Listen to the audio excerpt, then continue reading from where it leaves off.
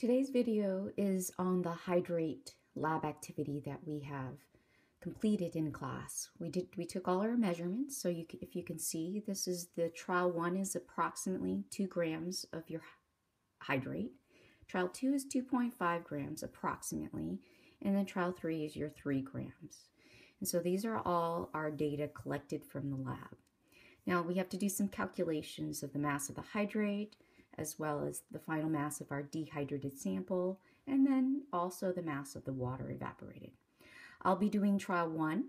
You will be completing trial 2 and trial 3 after I complete trial 1. So we're trying to find this formula.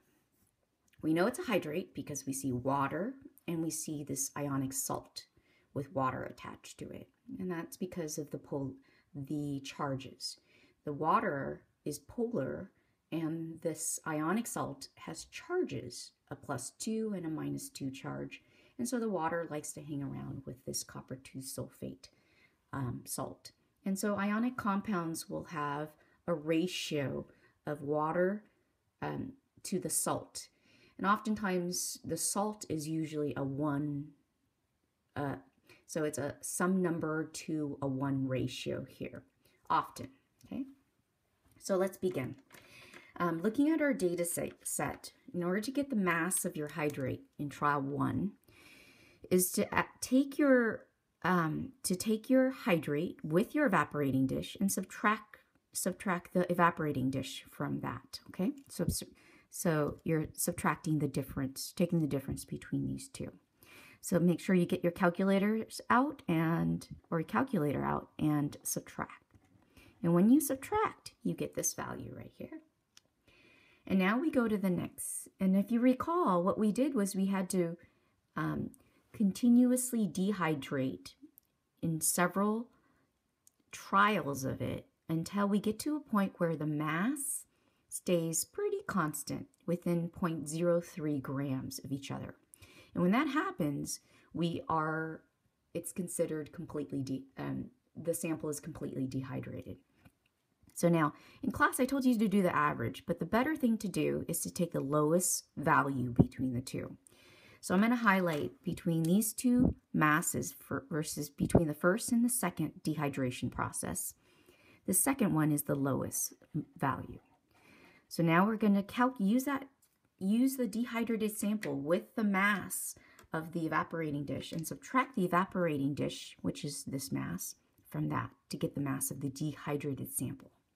Subtracting these two values again will give you 1.282 grams.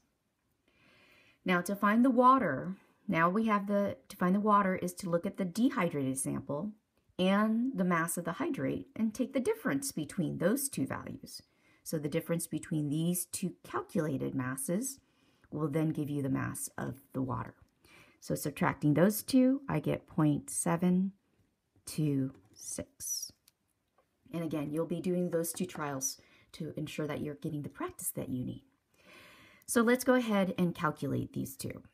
Now you define these two as X being the moles of copper 2 sulfate, and then Y being the moles of water. So now we have the masses of the copper, or the mass of the copper 2 sulfate, as well as the mass of the water. Okay, so this is the mass of the dehydrated sample, which is the anhydrate, which is the copper 2 sulfate, the ionic salt. We also have the mass of the water, so we're going to convert both of them to moles.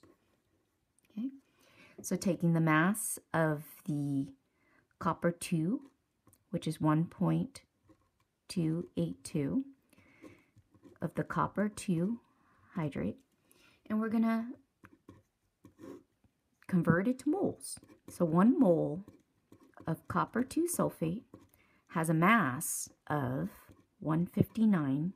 We look in the periodic table for this molar mass. So it's 159.62 grams. So we calculate, that will give us our moles. And when I do my math, I'll notice that my moles of copper 2 sulfate is this really small number. We'll have to squeeze in here.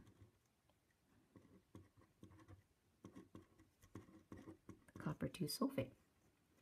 And we'll do the same for water. So here we have water, which is 0.726 grams. And we're going to take that grams of water and convert it to moles. So 1 mole of water has a molar mass of 18.02 grams. And when you divide those two numbers, you'll get 0.04029. Now what I like to do is then plug it into my x and y's. I know what my x is. This is my x. And then the water is my y.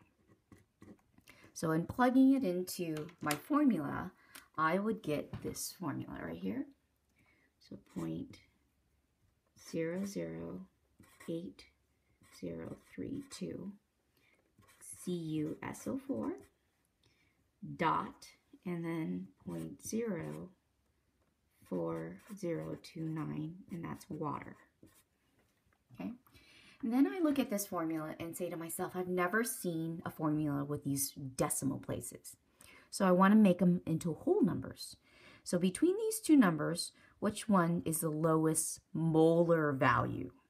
And you'll notice that this value, the copper 2 sulfate, has the lower molar value. Just look at the actual value of it, okay? And so I'm going to divide these two by that low molar value, which is 0.08032. And in dividing that, notice if you divide the same number by itself, you get a 1 coefficient.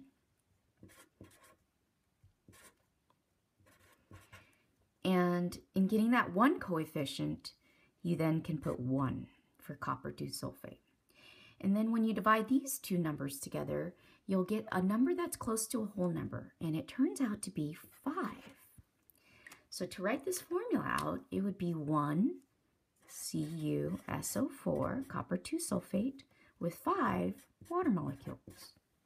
So essentially what you would actually see is, visually, as a model, you would see copper 2 sulfate here in the middle, and there would be 5 water molecules for every 1 copper 2 sulfate. So the water, recalling the hydrogen, would stick towards that negative ion.